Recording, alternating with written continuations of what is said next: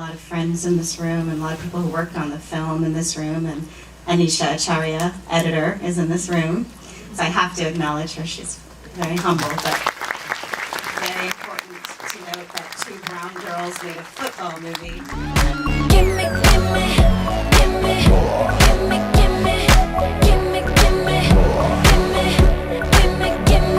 gimme, gimme, gimme, gimme, gimme, gimme. Signed to go to Prairie View and on a track and football scholarship, mainly because everything was all segregated at the time. That was the only school that was open that we had a chance to go to. But because of Bubba Smith and his dad, and Bubba was going to Michigan State, and they put a good word into Michigan State. The director, writer, and producer of this film, Maya Washington.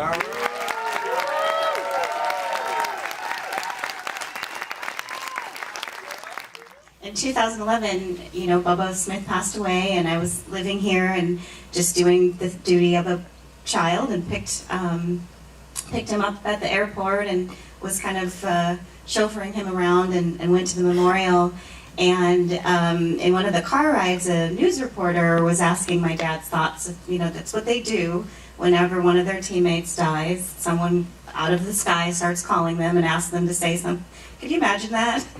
Like one of your best friends just passes away and you have to answer phone calls and say things. So he's very graciously talking and answering these questions of these reporters.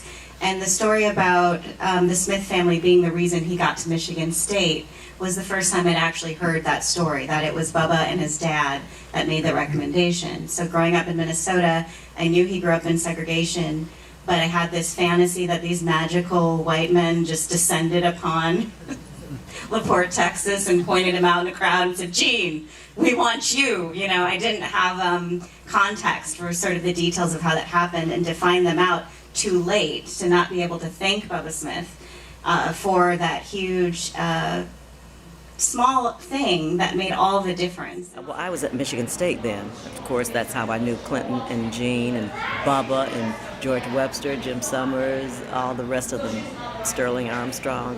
In the 60s, now my sister's a singer, as I am too. I'm a former member of the Supremes. Gene and I had a natural attraction to each other. Actually, both of us, our lives kind of paralleled, even though we came from opposite poles, the south and the north. And we were one of the last picks, actually, to go to Michigan State. I think I got the last football scholarship. And I didn't know that Gene had a track scholarship. And I didn't want to run track. I had burned out in high school because I had a outstanding, I was All-American high school hurler, but I had burned out. And all I wanted to do was play football because I didn't have a very good football career at all. I was the most valuable on the team. I got hurt. So I never fulfilled my dreams in high school. So I made a vow to myself, I'm going to make it a football or die trying. Just so proud of what my dad and his teammates accomplished. And I think people just don't know this history. People do not fully understand that football was not always a black sport.